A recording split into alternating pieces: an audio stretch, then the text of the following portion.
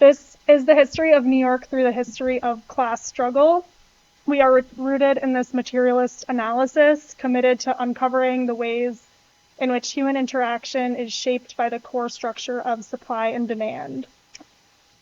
The 8 sessions, so today we are doing the making of the New York City working class, where we will cover pre-colonial to about 1900. So we're going to cover a lot today in broad strokes and look a little closely at the Lower East Side where we are today.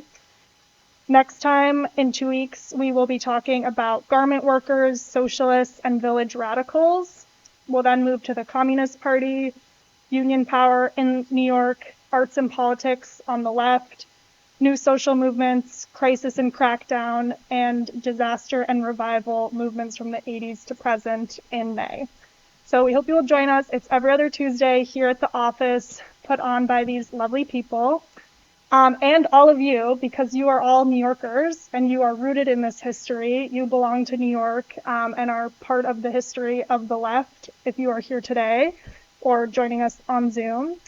So throughout this, we really encourage you to embrace connections to this history, to where you have lived. I just walking down here was looking at the buildings that I'm going to talk about today, and it's kind of this new perspective on New York that's really beautiful to be a part of. So we hope you will carve out time to think about your personal connections to all of this history. All right, with that, shall we dive in? Cool. All right, Carly. All right. We want to do like a little mic craft. I don't know if we should. Yeah. The mic up front too. Yep. All right. I think that's it. Yeah. All right. So, hey guys. So before we get into some more of the human history, we're going to first take a few minutes and get quite literally a lay of the land. That is the geography of New York City. And as I'm sure we've heard in many history classes, the formation of societies is heavily influenced by the geography that people are on. Most commonly that they settle near water or near fertile soil to better sustain life. But the land that we now know as New York City surfaced some 17,000 years ago. And this is going to be some fun stuff. Following multiple periods of glaciation, that is, the forming of glaciers over the land. The most recent glacier, the Laurentide Glacier, is what accounts for New York's boulderous terrain along Long Island, Brooklyn, and Staten Island. And an interesting fact is that what our city exists on is some of the oldest rock that has formed in the history of the Earth. So, you know the giant boulders that people love to climb in Central Park? That is the prehistoric rock that formed at the same time as the Earth's crust. The reason that they're still visible and we can still interact with them now is because of this glaciation covered New York for so long, it prevented newer ground and newer rock from forming above it. Now, additionally, imagine this New York with this rock and no concrete. Like that. The wildlife in the area was even more diverse than what we still consider. Well, I like to consider it diverse. I love raccoons. But we had rich forestry full of bears and beavers, which could be used for pelts, wolves, birds, salamanders, plenty of fish, even porpoises and whales in the neighboring seas. However, one of the most notable things about New York City is its relationship to water. I mean, our city is pretty much just made up of islands. Something that made New York so notable for Europeans looking to settle in the 1600s is that its water was so conducive for shipping and trading. Manhattan is surrounded by 3 rivers, the East River, the Harlem River, and the Hudson. Except they're not really rivers. The East River and the Harlem River, which is the small river that separates Manhattan and the Bronx, are tidal straits. That is, they are channels that collect larger bodies of water, and in this context, the Atlantic Ocean. And the Hudson is a tidal estuary that lies between the Atlantic Ocean and the freshwater tributaries that lie up north in the state. Thus, its water is a mix of fresh and salt water. What makes these 2 bodies great for settlement, though, is that the water of the East River and the Hudson don't flow as dramatically as other channels of water, thus making the usage of passageways for shipping and travel much easier. so way easier for boats to get through. And then, better yet, the Hudson is wide and deep, which makes it even better for large ships to travel through. This depth actually greatly aids in reducing the cost of loading and unloading ships, especially when compared to other cities that were used for travel and shipping at the time, like London and Liverpool, which had dry docks. So that cost much more. To further entice Europeans towards this land, the port would be significantly closer to notable places for trading and raw materials like Jamaica and Barbados than the existing port that was in Boston. So this is our beginning, just given based on geography, of how New York became known as such a significant location for trading and commerce. Change slide. However, we know that European settlers were not at all the first inhabitants of this land. So long before Henry Hudson gained his credit for learning of this area's existence, indigenous Lenape tribes lived across the city. Canarsie tribes lived in Brooklyn, the Munsees were in Manhattan, Matunicoks in Flushing, Queens, and Wekwageeks, sorry, I'm still bad at pronouncing it, were near Yonkers. And while Munsee tribes did live in Manhattan, much of the island was actually used as hunting grounds, with tribes having claim over different areas. The Lenape here successfully utilized the natural wildlife for survival, especially fish, oysters, and they cultivated corn, pumpkins, and beans, not to mention tobacco. They used the harbor around the Hudson River and the south of Manhattan for fishing and travel, long before it became known as the Port of New York and the New York Harbor. They traded amongst other local tribes and themselves. They had a complete culture, skilled in utilizing animal pelts for clothing and building tools, their own methods of living together in their own society. But unfortunately, much of our information of this comes from Dutch recollections of experiences from the Dutch perspective of settlement. When the first Dutch settlers arrived, we have reports of at times forming alliances with tribes against other neighboring tribes, but also there's a lot of documented violent conflict between them. Ultimately, the Lenape tribes of this area were, in a sense, displaced from where they had resided, a concept that in our current time, and especially now, we understand with a much stronger sense of gravity. But this specific history is tricky to untangle for this city. To discuss at least a part of that, and then how New York City formed further under European settlement, I will pass off to Jesse. All right, thanks, Carly. And welcome again, everyone. I'm going to try and give you a rundown of 250 years of New York City economic history in about 30 minutes. We will cover every single thing, as you can imagine, except boroughs other than Manhattan, politics. I have actually a long list of things that I had minor existential crises about leaving out. So if there's something that I talk about that you're like, this seems really key, when we do discussion, please feel free to jump in and weave that in, because Lord knows there's more to the story.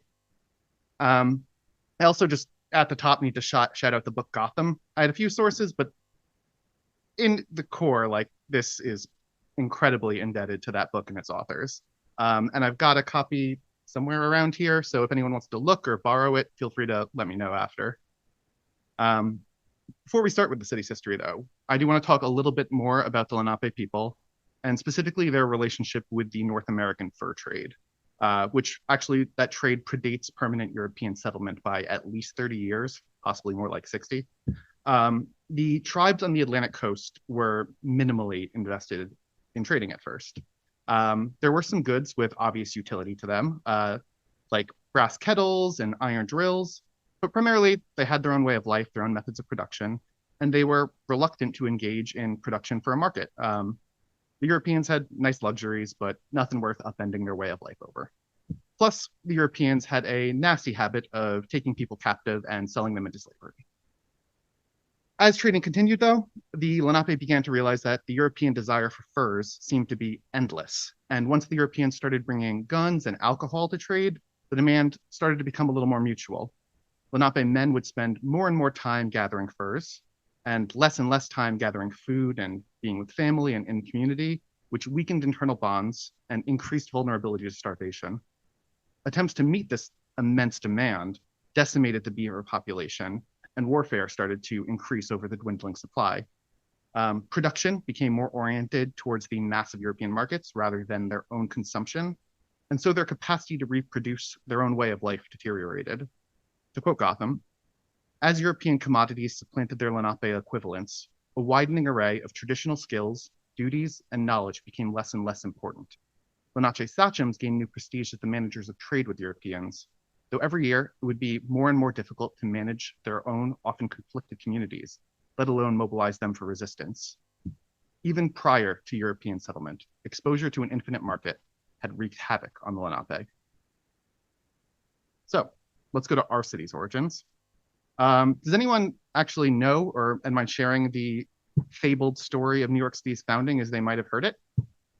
But yeah, the fabled story is essentially that in 1626, the Dutch came to Manhattan and they bought Manhattan from the natives, left unspecified, for $24 worth of beads and baubles. Now, we do know that there was a transaction in 1626 between representatives of the Dutch West India Company and some group of Native Americans. We know that because a Dutch merchant wrote a letter that year about hearing news from people who had just returned from the New Netherlands back in Amsterdam that they had, quote, purchased the island Manhattan from the Indians for the value of 60 guilders, except he wrote it in Dutch. We actually have the letter over there. And in tiny print there, you can see 60, which is as much as I can read of it. In 1846, a historian converted this into $24. So for those of us, like I heard the story growing up, actually in school, and it generally gets portrayed as a bit of clever trickery with fabricated details added over time by later historians to flesh out this idea of these clever Dutch merchants trading random odds and ends to easily duped natives in exchange for what would become the largest city in America and one of the centers of the financial world. There are, as you might imagine, many issues with the story. To briefly highlight three, land ownership would not have been a thing in the sense that we think of it now or European thought of it then for the Lenape. The Europeans, reflecting their own biases, dealt with men when the big decision-making power would certainly have been with the women. And a later repurchasing agreement makes it seem very likely that the original purchase was from people who did not live in Manhattan. As Carly mentioned, there was a lot of hunting that would come where tribes would come. And all of that to say, if a version of this is true, it may have been the Dutch who were getting tricked. But the story lives on to us in the present, not because it's true, but because it feels right for our mythological founding. A city which began as a backwater fur trading post, unimportant even within the confines of the Dutch Empire, would become a British port town, shipping out food and other supplies to wealthier Caribbean colonies, into the mercantile center of a fledgling American republic, and eventually become the city that underwrote the American Empire's 19th century expansion across the continent and 20th century expansion across the world. Thanks. We traded our way up from a tiny capillary on the outskirts of a globalizing economy into its pulsating heart. How else could it have started but with a clever deal? No, not at all. Thank you so much. Really appreciate it. So let's go to this early settlement. 1624, 2 years before the story, the Dutch West India Company founded a settlement on the very tip of Manhattan with about 270 people. I'm using the term settlement, which is how those original settlers mostly thought of things, but that was not the intention of the company shareholders back in the Netherlands. The company favored trade over colonization, and they viewed New Amsterdam as a trading post. It was purely and simply a place where cheap European manufactured goods would be exchanged for pelts that fetch a good price back home. Any actual colonial settlement would make this much harder. Settlers had a nasty habit of getting in fights with natives and required all sorts of expensive infrastructure and protection that would cut into profitability. The hope was that this new trade post would be just that, a small port manned by a skeleton crew that would ship out beaver pelts, which is an origin that we see reflected on our New York City flag with the two beavers there. The cross purposes between the company and its employees, and the large distance from headquarters, led to a chaotic existence under Dutch East India Company rule. Early New Amsterdam was almost like a satirical dystopia of a company town, nearly entirely men drawn from all over Europe who were constantly drunk and doing their best to ignore the regulations and order that the company's representatives tried to impose through vigorous corporal punishment. Even with those regulations, though, it was often more the representatives who cared about good order. The company didn't really care about trying to impose Dutchness or standards of decency. You could come as long as you agreed to follow the important rules, which were any furs you get need to be sold to the company, and 2, any goods you buy have to be bought from the company. Settlers, however, are going to settle. And soon, the feared battles between settlers and natives broke out repeatedly. On multiple occasions, the settlement was brought to the brink of collapse. On one occasion, nearly taking down the entirety of the New Netherlands with it. After the worst of these catastrophic wars, the Sty Guy himself, Peter Stuyvesant, arrived as the new Director General, thank you, in 1647, and immediately got to work literally whipping the colony into shape. While to his extremely upright and bigoted liking, order never really came to pass, there was a substantial physical expansion of the city under his rule, with outlying farms now pushing well north of the Wall Street boundary, as far north as the boonies, present-day City Hall. He brought economic order through his tight regulation of markets in the colony and handing out of monopolies, much to the chagrin of the free market-loving company directors back in the Netherlands, and a social order started to emerge as well, the colony coming to be dominated by a few dozen wealthy Dutch merchants. The very success of the colony, though, made it less reliable as a company town. This was a problem that Stuyvesant himself noticed, that more space and more people were making things harder to manage. And the new settlers seemed to have weird beliefs. In his words, beliefs in an imaginary liberty in a new, and as some pretend, a free country. As they say, fake it till you make it. It certainly was not a free country for a large proportion of the population, though. A key part of the economic success under Stuyvesant came from a shift in the economic basis of the colony. Beavers were out, slaves were in. The Dutch had been shipping enslaved people to the British colonies that they had grabbed from Portugal, but once they lost these colonies, they decided to start shipping them up to New Amsterdam. The city would soon have 300 slaves by the mid-1660s, more than 20% of the population. While the work they would do in building the infrastructure of the city was immense. As you'd imagine from the portion of the population, the real money was in making New Amsterdam the place for Caribbean colonies to go to buy enslaved people and food. Stuyvesant and other company men correctly predicted that the institution of slavery was on the upswing thanks to the massive profitability of the sugar plantations being established, and positioned the city as a key triangle trade port, shipping food and slaves to French and British colonies in exchange for sugar that would then be sent off to Europe. These new economic ties to the Caribbean colonies would become the basis of the city's wealth and growth for the entire colonial era, but would come back to haunt the Dutch. New Amsterdam was now a clear prize for the English to capture as soon as Dutch-English relations went south. Most of the settlers growing the colony's population were English, coming both from the mainland and from the New England colonies that were just short sail away down the Long Island Sound, and they would be perfectly happy with an English takeover.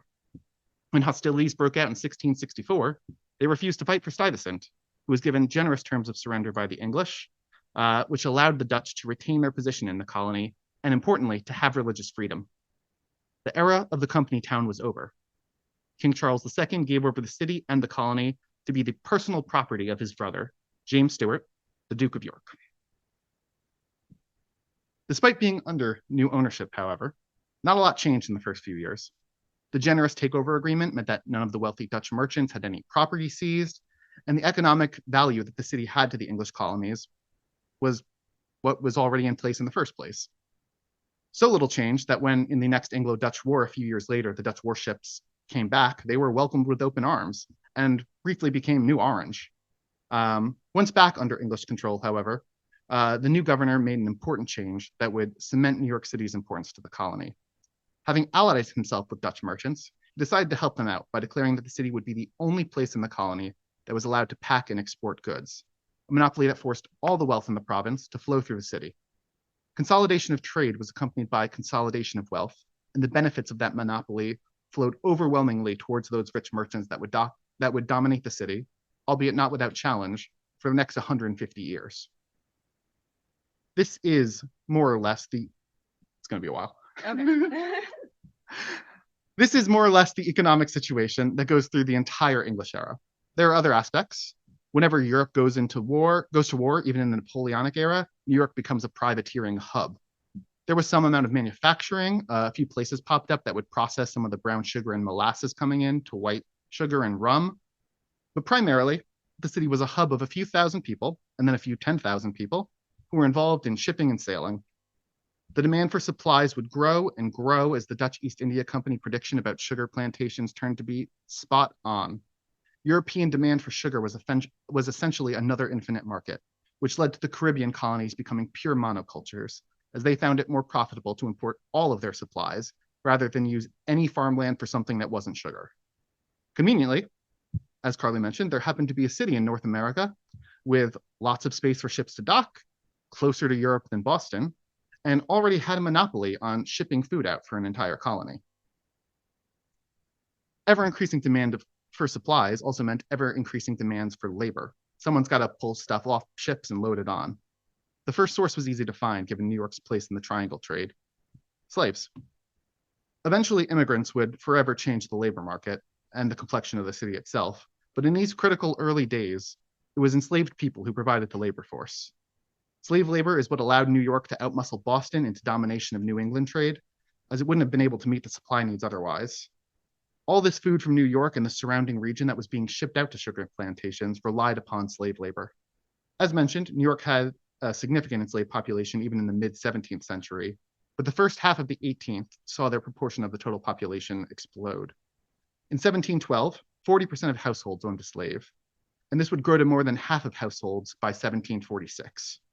In the farmlands around New York, where the food being shipped out was grown, the economies were practically indistinguishable from southern plantations, and slaves composed about 25% of the population.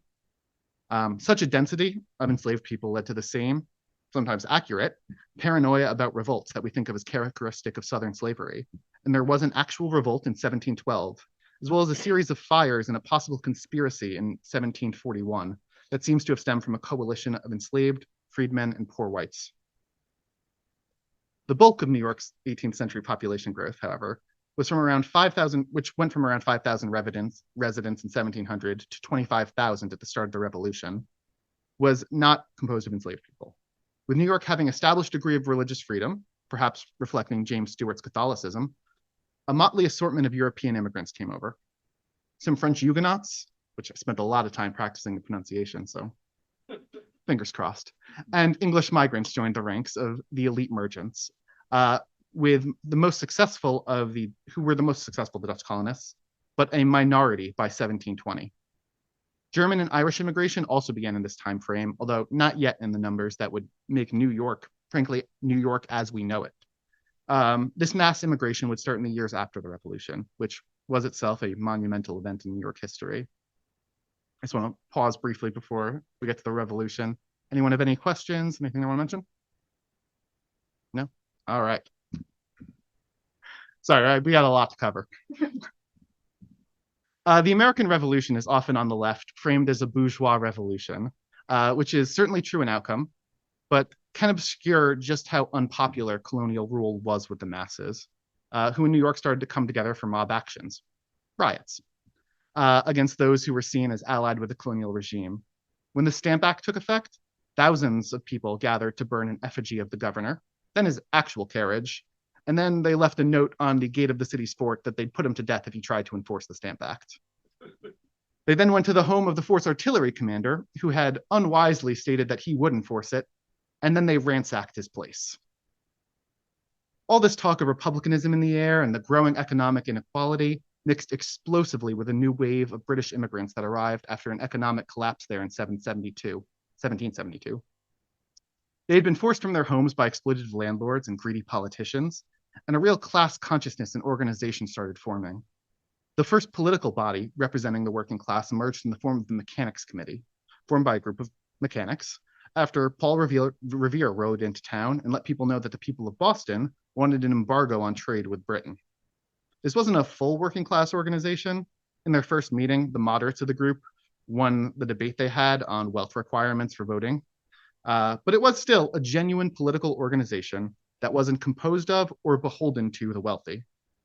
And in 1775, when loyalists and more moderate patriots fled the city by the thousands, the Mechanics' Committee, which had then changed its name to the Mechanics' Union, actually became a dominant force, providing a more radical voice, again, backed by mob pressure, that would repeatedly force the city's official revolutionary bodies, which were composed of wealthy conservative patriots, into anti-British action. The war itself, though, was a disaster for the city. Washington had been hoping to hold it, but the army was completely incompetent, and the artillery batteries around the city were so bad that when two British warships tried to test them, the only casualties were a gun crew that blew themselves up. They were so far from hitting anything that the commander of one of the ships decided he could sail up to Tarrytown, lay on the deck, and sip red wine. As such, the fall of New York to the British came quickly, and most of what remained of the population fled in a panic. About a week in, potentially through sabotage, unclear, a huge fire broke out that burned down between 10 and 25% of the buildings in the city. Meanwhile, between the departure first of the Loyalists and then of the Patriots, the population in over 2 years had gone from 25,000 to less than 5,000. Loyalists, however, found a new Mecca and flooded back in after the capture. Not just those who had left, but from around the colonies. By the time the revolution ended, New York actually had hit a new population high of 50,000, virtually all of whom would then flee again on November 25th, 1783, a day that would be one of the major holidays in the city for much of our history, Evacuation Day. In the immediate aftermath of this war, radical and mostly working class groups like the Mechanics' Union and the Sons of Liberty had massive influence and were pushing for mass seizure of Loyalist land for Republican redistribution. They had demands like popular elections of the mayor, free public schools, price controls.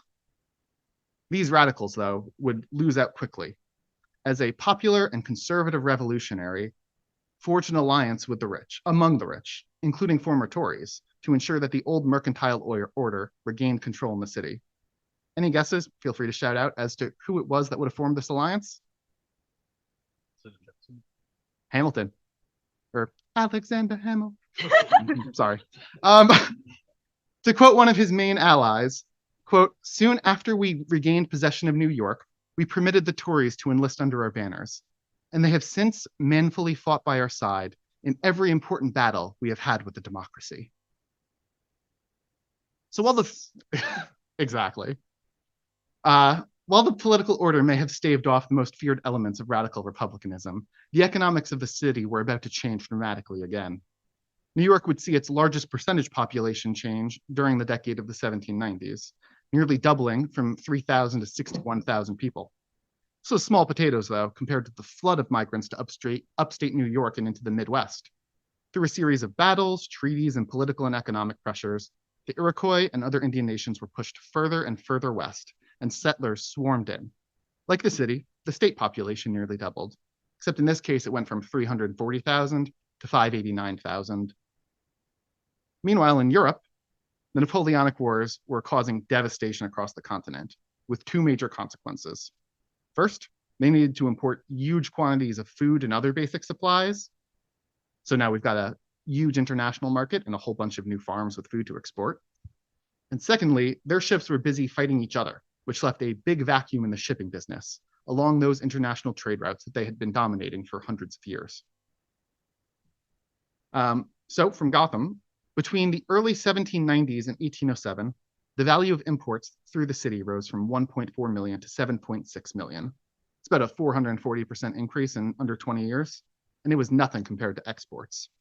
We went from 2.5 million in 1790 to 26 million in 1806. 16 years and a little literal order of magnitude increase. New York flew past Philadelphia as the American port in these years, in part thanks to the more direct access to the produce of upstate New York, and in part thanks to the geography that we just learned about.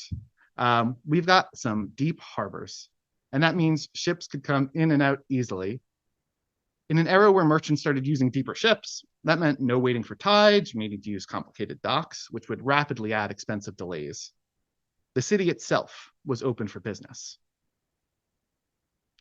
As huge a change as this alone would be in the socioeconomic state of the city, though, another even more consequential link was forming. It started, as so much of American history does, with the invention of the cotton gin. There is, Lord knows, an ungodly amount to say about the cotton gin's impact, but we're going to keep it to this. Cotton production exploded, and with labor costs being held down to their literal minimum, an extremely profitable price point was quickly found between the endless demand of newly industrialized British textile manufacturers and the cotton plantation owners. The tricky part was coming up with a good arrangement for getting the cotton over there and the money back here. And that's where New York comes in. In the first years of this trade, New Orleans was the main cotton export port for obvious geographic reasons. It wasn't ideal, though, for the same reason cotton production was so valuable. With no money going to labor, labor had no money to buy goods. And merchants don't like empty ships. They want to be selling cargo and immediately be replacing it with other cargo. New York was closer to Britain, but even more importantly, the manufactured goods coming out of Britain would sell faster and at a higher price in New York. As such, they'd pay a premium to pick it up here, rather than at a lower price in New Orleans. The second benefit ran in the other direction. The British were big fans of using bills of exchange to pay for goods. A bill of exchange is basically just an IOU that says the amount of money owed, who it's going to be paid to, who's paying it, and either a specific date it can be exchanged for money or a statement that it'll be exchanged for money on demand. You're actually very familiar with bills of exchange. One type is a check. The thing to remember here, though, is that money at the time was precious metal. If you're a big manufacturer or merchant, you don't want to be constantly shipping precious metal across the ocean. Do you want pirates? Because that's how you get pirates. Thanks to New York's already long history, though, as a trade hub with both the West Indies and our adopted mother country, we were well familiar with bills of exchange and had built up the largest financial industry in the country. Not large like we'll get to on the other side of the 19th century, but banking had become a big business, thanks in no small part to everyone's favorite conservative patriot, Alexander Hamilton. You're welcome for not singing it, and his massive influence in the city and country. Associated financial industries were also growing, including an agreement in 1792 among 24 securities brokers that they'd only trade with each other and cut out the auctioneers. This agreement was the foundation of what would soon become the New York Stock Exchange. All of this came together into the cotton triangle trade, the profits from which were, as much as coal, the fuel of the Industrial Revolution. We'll go back to Gotham to sum up this crucial system as well as its most important consequences. If anyone would like to do a little reading, so you don't have to hear me for a second. We got it right up there. Sorry, I brought the slide. Oh, no, not at all. I didn't give you any guidance. I guess I should also say it out loud for people on Zoom. I'll read it. Oh, thank you. New York brokered the exchange of Southern cotton and, more important, the money from sales of Southern cotton for British manufacturers. New York ships ran cotton from Charleston or Mobile or Savannah to Europe, returned to New York with manufactured goods and immigrants, then worked down the coast again to exchange their goods for more cotton, bringing up at every turn substantial profits in sales, freight charges, and commissions. By 1798, cotton already accounted for half of the city's domestic exports. A decade later, 1/4 of the cotton reaching Liverpool from the United States came through the East River waterfront. Eventually, New York superintended so great a share of the South's output that 40 cents of every dollar paid for Southern cotton allegedly wound up in the pockets of city merchants. Once again, New York had hitched its economic well-being to the institution of slavery. Exactly. I also really like this graph, which is exports and imports, New York and New Orleans. You can see that for actually quite some time, even to 1860, this is the New Orleans one, is actually kind of keeping pace with exports, but the import difference is enormous because of the difference in market. And once the Civil War breaks out, it'll get even worse for them. Anyway, anyone have any questions or anything they want to toss in? All right. All right. As these first decades of the 19th century roll on, the agricultural center kept moving west and further from New York. This posed a real question as to how New York could maintain its control over exports. The 1817 construction began on what was by far the most ambitious civil engineering project in the United States to date, the digging of the Erie Canal. By 1825, the canal was completed, and the impact was immediate. It took less than a year for tolls to pay for the cost of construction, and the success of the Erie inspired more canals, so that soon the entire Midwest found itself oriented towards the Great Lakes instead of the Mississippi. With the cost of transporting goods from Lake Erie to Manhattan dropping from $100 a ton to $9, any hope New Orleans had of competing with New York as America's port evaporated. 4 years before the canal had finished, New York was handling 38% of the nation's exports. By 1836, it was up to 62%. The 1830s also saw the start of railroad construction in earnest, an expensive project that required lots of capital to finance. The new transportation would take a few decades to overcome the canal's importance in shipping, but the construction itself was transformative for New York's financial markets. English investors had already brought lots of capital into New York from the cotton trade. And then the success of the Erie Canal brought in other European investors who were excited by the prospect of American expansion. Railroad stocks became the hot thing to speculate on, and the New York Stock Exchange was the place to do it. More conservative investors, though, especially the trust that had been established by the merchant class with their trading money, thought real estate was a safer bet. They were correct. Wild speculation and manipulation of railroad stocks would play a key role in many of the 19th century financial crashes, including the Panic of 1857, which was the first global financial crisis.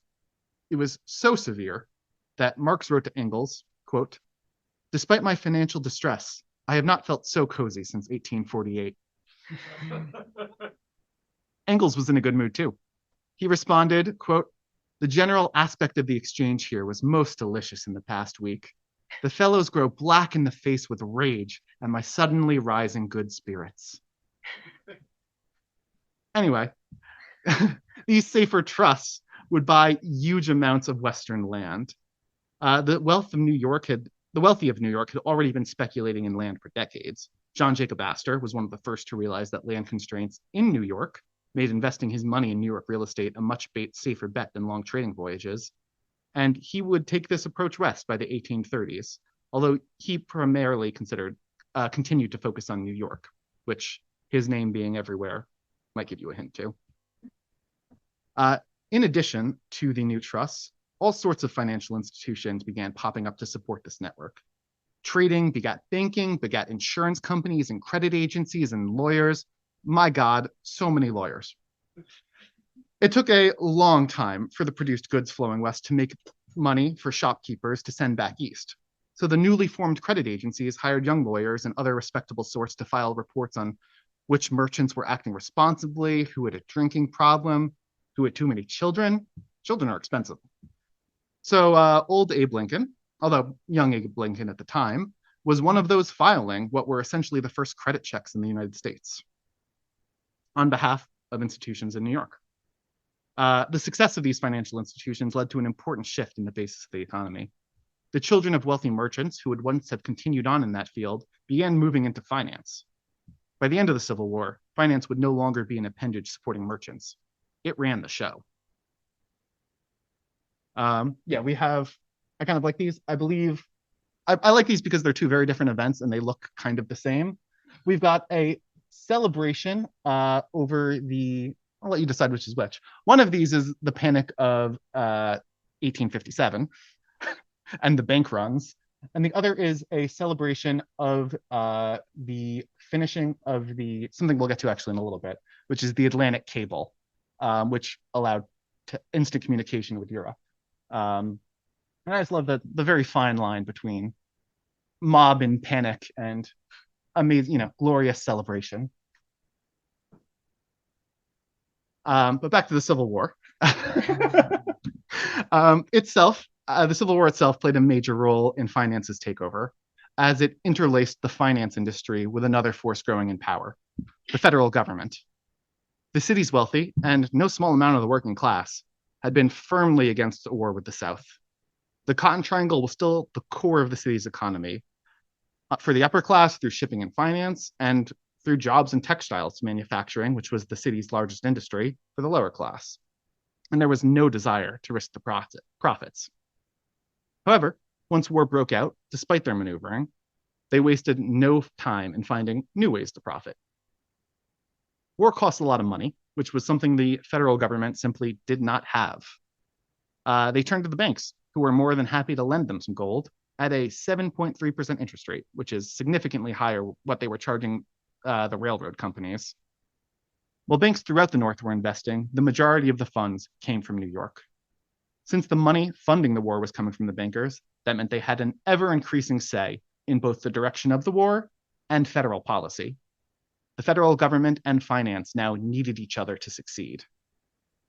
The war also required new railroads to handle Western goods that would have once flowed through the Mississippi. It's not a coincidence that the Transcontinental Railroad began construction in 1863. Railroad construction was, as always, popular on Wall Street. And along with all the government bonds being bought to finance the war, trading would reach a new fever pitch. Meanwhile, the new railroad links saw New York reach ever-increasing levels of dominance over exports and created new markets for local manufacturing. After the war ended, though, we saw the full consequences of these links emerge. The Cotton Triangle resumed to some degree, but that was an old and limited market compared to the new frontier out west. I actually want to go back to Gotham, if you mind flipping sides, to give us another quick summary of this. Carly, do you want to read it? I'll read it again. My reader, thank you. The metropolis would finance, promote, and publicize the West's feverish development, funnel its products to Europe, distribute imported commodities to its populace, serve as portal for the millions rushing westward, and consume vast quantities of its agricultural and industrial products. Soon, 4 of the country's 7 great arteries to the interior would be pouring Western goods into New York's harbor. Grain, meat, lumber, coal, and iron, both for local consumption and for transshipment to Europe and a growing Latin American market. In New York, merchants would ship westward burgeoning quantities of northeastern industrial products and the most essential item of all, money. Thank you. The voice of Gotham, Carly. All right, and we got a little bit of, this was the railroads back in 1850, as of December 1850, and you can kind of see that the Erie Canal was so successful and so popular that they didn't even bother connecting the railroads at that point to New York. You just needed to get up to Lake Erie and you were good to go. And then you see here, we've got the expansion of agriculture moving ever further west, which is why we started to need some railroads. The Western expansion would be massively profitable to capitalists, as much of the land was given away for free by the federal government, who they were now friends with, and subsidies for development abounded. Industrialists, even those who were originally headquartered out west like Rockefeller, found themselves looking towards New York to take advantage of the financial markets. In 1885, Standard Oil would move its headquarters from Cleveland to New York, taking advantage not just of the access to capital, but all the financial services that were reaching maturity in the city. The capital really was a big deal, though, because European investment reached new feverish levels after the Atlantic cable allowed instant communication in 1866. The Morgan family, above all, became known for their ability to raise and direct European capital. We're starting to get now to an economy that we would actually largely recognize today, but there's still one major change left. In that crash of 1870, actually, mentioned different crash in 1873, which was, again, though, closely tied to railroad speculation, and also so major that until the 30s, it was known as the Great Depression. There was a man who was very upset, little guy named John Pierpont Morgan, as well as some of his allies. He saw the problem, with some justification, as being based around unrestrained competition, and decided the solution was less competition. His goal was that he and a handful of other investment bankers would buy up and eventually own every aspect of the economy.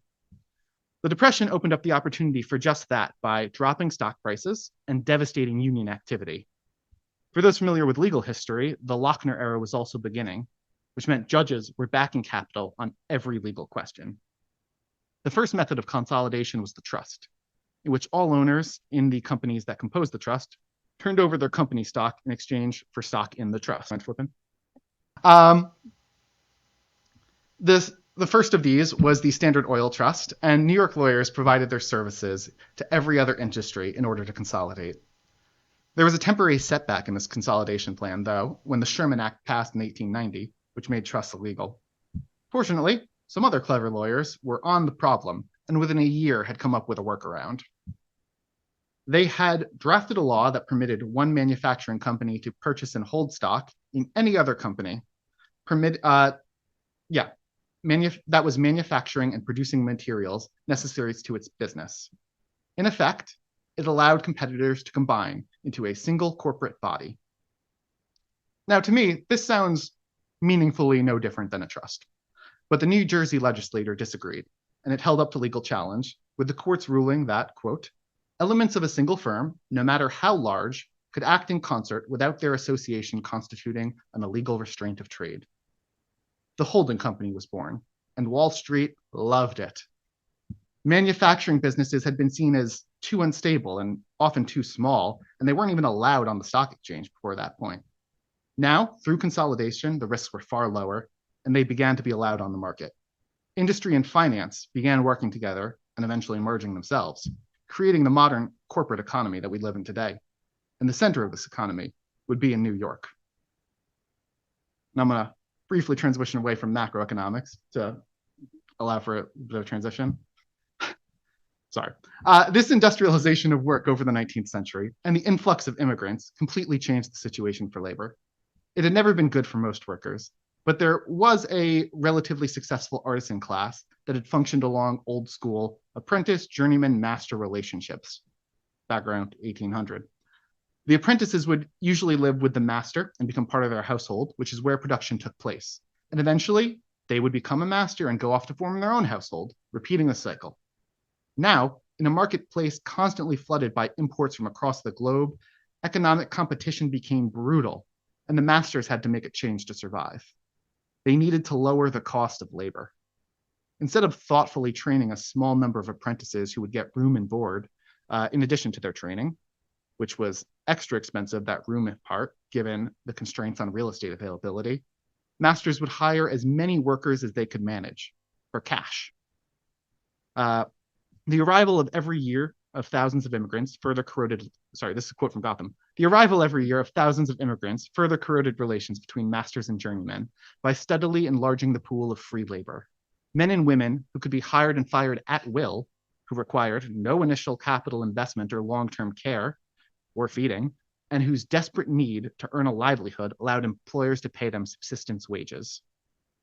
Things would quickly become dire for the journeymen, those who had completed an apprenticeship but weren't yet masters. They were the first of the working class to come to understand their core conflict is being with the masters, their employers. Shoemaking journeymen came together in 1785, actually, for what would be the first strike against employers in city history. But what started as classic fraternal organizations would, by the 1820s, become genuine labor unions, even if they didn't use that term. The proletarianization of labor had accelerated by that time, and even many masters, especially those who had refused to participate in the degradation of their field, found themselves becoming subcontractors, making the master-journeyman distinction obsolete. They found themselves in a new economic order, and so picked up a new term for their employers from the Dutch, whose word for master was baas, the boss. With the end of apprenticeships also came a new relation to housing, the creation of the permanent tenant. No room and board for work meant permanent vulnerability to the new housing market that was springing up. Many a wealthy merchant, upon seeing the influx of immigrants, the change in labor conditions, and the limited land available in Manhattan, began investing their trading profits in land speculation and landlording.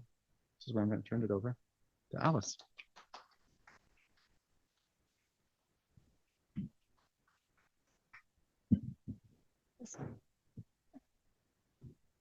Thank you, Jesse. That was amazing. Now try to follow it with just 10-ish minutes quickly on the Lower East Side and how we saw these themes converge in the neighborhood that we are currently in, and then we will open it up for discussion. So why the Lower East Side? Well, number one, it's where we are. And number two, the Lower East Side at around this time, picking up, let's say 1850 through 1900, is a site exemplary of all these themes. It's expensive, it's tightly packed, it's a place where people buy things, a theme that we have covered throughout. And the modality of social organization is what really gives rise to radical organizing and politics in the city. And you can also think of this last 10 minutes as a bit of a teaser for our next session, where we're going to go more into detail on the garment workers and the Socialist Party. So, as Jesse's amazing history made clear, the last 250 years of history up until 1900, this city, this space is constantly made and remade by those who inhabit it. And as we get to the turn of the century, we start to see how New York is shaped by massive waves of ethnic and religious immigration. Between 1880 and 1920, this huge wave of immigration, 1.5 million immigrants arrived in New York. Towards the end of this wave, about half of all New Yorkers were foreign born, the vast majority Italians and Russian Jews. Between 1865 and 1873, over 200,000 migrants were arriving in New York every year, and the population of New York was doubling every 20 years. At this time, pre-1890, immigrants were coming through Castle Garden, which was in Battery Park. 8 million immigrants passed through Battery Park before Ellis Island opened in 1892, which saw more than 12 million immigrants over the next 62 years. This influx of people, driven mainly by famine in Europe, rising taxes, religious persecution, dramatically reshaped the conditions of labor and capitalism in the city. The main groups that were arriving on New York's shores: German, Irish, Southern Italians, Eastern European Jews, and Chinese immigrants. And while these groups were very different, what they had in common was they were coming from small towns, thrown into turmoil, facing an advanced capitalist global economy, and dropped abruptly into this urban American environment for which they had little preparation. So while these groups are diverse, there were commonalities in their experience once on the shores. This neighborhood that we are in the 1800s was Klein-Deutschland, Little Germany. Avenue B was German Broadway. And a fun fact, in the early 1800s, New York was the third greatest capital of German speakers in the world, outranked by Berlin and Vienna. And in the 1870s, the Jewish population starts to settle in this area. And by 1890, they had fully supplanted the Germans, and 70% of this area was comprised of Russian Jews. 40 years later, 5 out of 6 American Jews came from Eastern Europe as a result of persecution and pogroms rising. And by 1920, over a third of Eastern European Jews had left their countries of origin. 90% of them had emigrated to the United States. Also, for some fun, I have my family's records from this time, which I'll pass around. Thank you. These are like, oh yes, for the TV.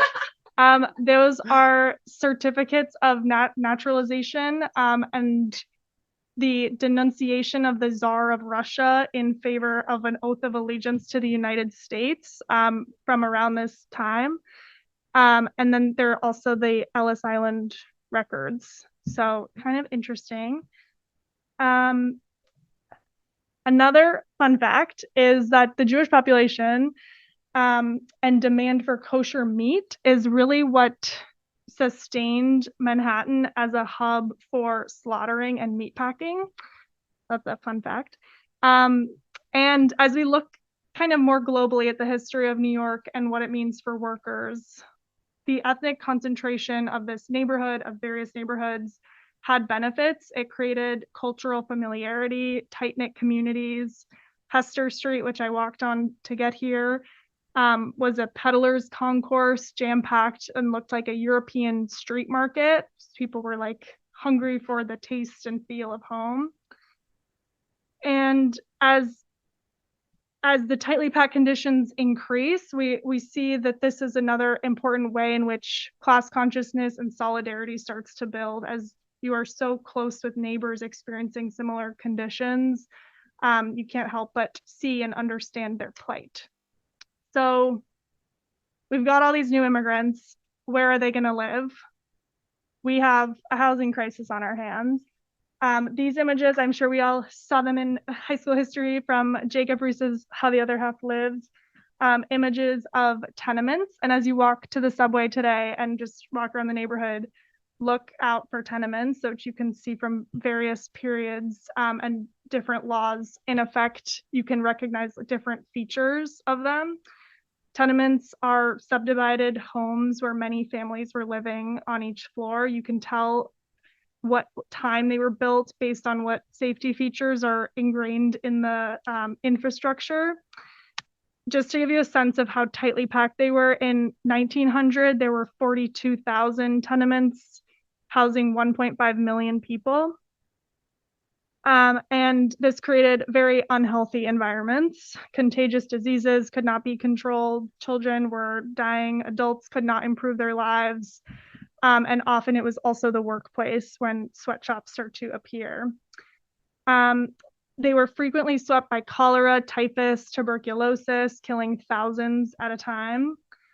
And as these images, Jacob Riis's public awareness campaign, he brought to light, it was one of many who brought to light these issues, and some horrifying public health facts from the time. In 1850, more than half of those under the age of 5 died each year, and 7 of every 10 under the age of 2 were dying, which was equal to or worse that of English factory districts at the time.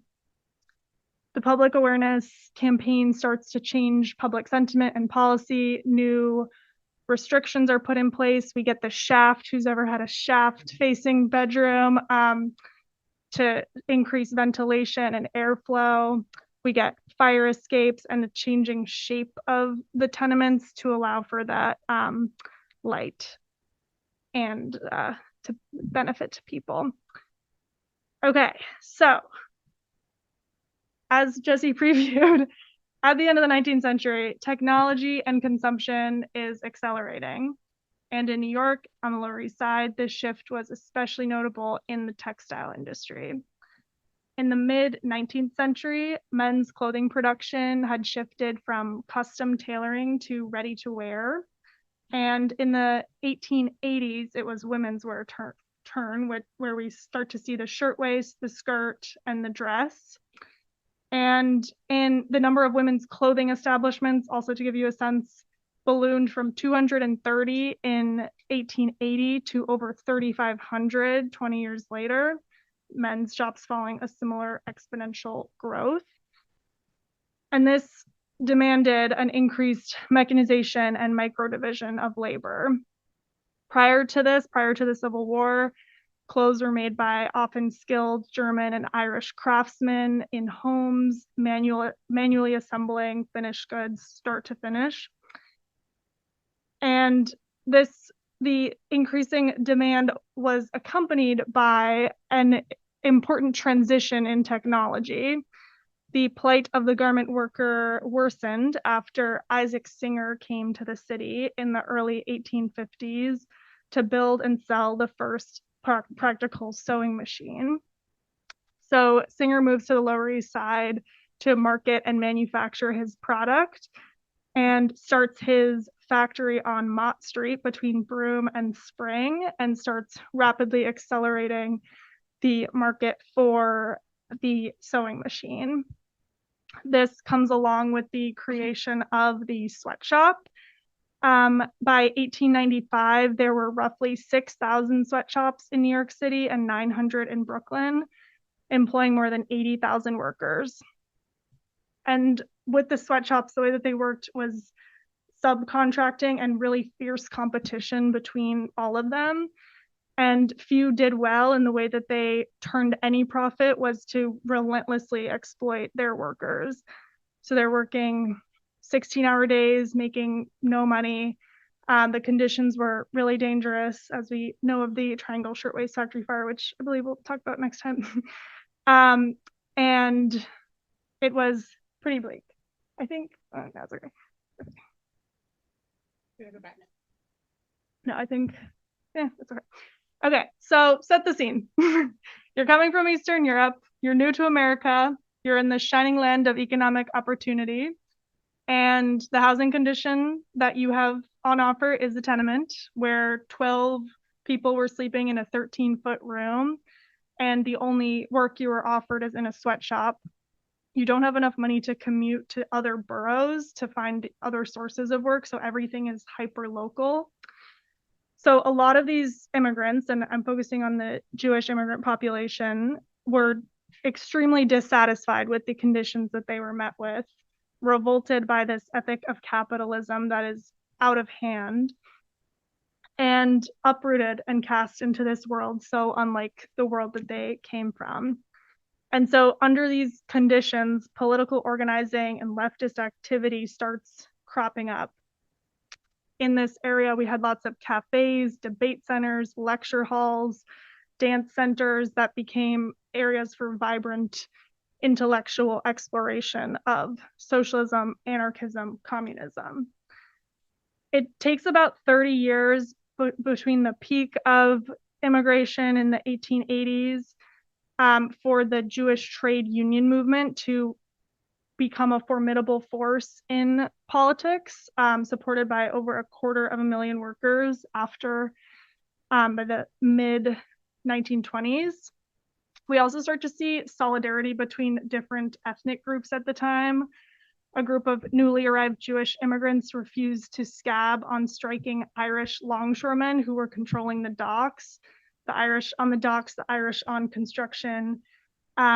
The Jews did not scab. The German socialists began holding mass meetings to bring everyone together on Rivington Street, which with German socialist assistance led to the formation of the United Hebrew Trades in 1886, dedicated to helping the Jewish proletariat and federating organized Jewish labor, supporting demands like the 8-hour workday, regulation of child labor, and the abolition of the sweatshop. The United Hebrew Trades grew swiftly due in large part to 20-year-old newly arrived shirt maker, Joseph Barandes, the king of the cloak makers. Just to paint a quick vignette of him, we liked him in our research.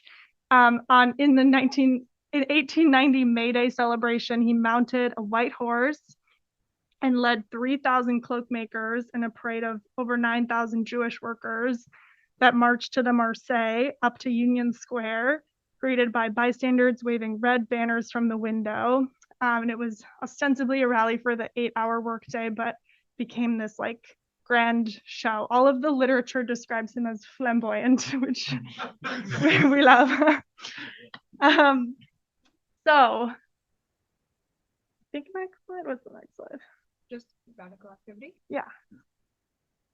Cool. Okay, so the Lower East Side becomes this hub of radical activity with secular Jewish intellectuals nurturing a labor movement.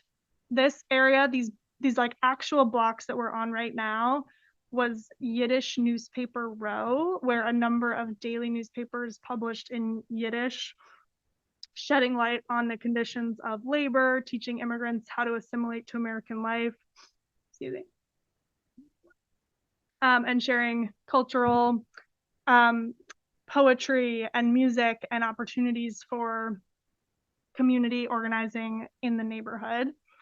I was struck by all of the daily papers published. I think it's so different to our world today to have local papers in one particular language that are being published every single day just for one neighborhood, and how that created conditions of really tight-knit organizing because everyone had access to the same immediate information. You could get things published really quickly. I'm going to highlight two papers. The Free Voice of Labor, which was an anarchist paper. In the syllabus linked, there is a great documentary, thank you, Steve, called Free Voice of Labor about this paper. So if you're interested, I recommend checking it out. And this anarchist paper nurtured anarchist thought. They saw the state and the church as twin evils, all government form of oppression. They had a keen eye to workers' rights, supported forming unions, and really helped nurture a workers' movement in New York. One of the interviews from the documentary, this woman who was involved in the paper, she was like, Friday is for the lectures and Saturday was for dancing. And I love that. And then this newspaper, the Forward, perhaps the largest, most enduring of these papers, founded by Abraham Kahn. He wrote in founding, "Under your tenement roofs is real life, the very stuff of which the greatest books are written. Let us read this book together. Let us write more of it together." And this newspaper was aligned with the Social Democratic Party, which went on to endorse Eugene Debs. They translated the Communist Manifesto into Yiddish and shared it widely through this newspaper. The success of the paper, they were able to build this building. I don't know if you recognize it. It is around the corner. And so the Forward building, completed, I think in 1908, housed the newspaper, the United Hebrew Trades, the Workmen's Circle, the Jewish Socialist Federation, and other organizations, and was a center for the Jewish labor movement in the United States. The founding editor of the paper wrote in 1912, "The Forward building will be the home of the Jewish socialist movement. The Forward building is the temple of the workers' religion." Of course, now it is luxury condos. And that is where our story leaves off for tonight.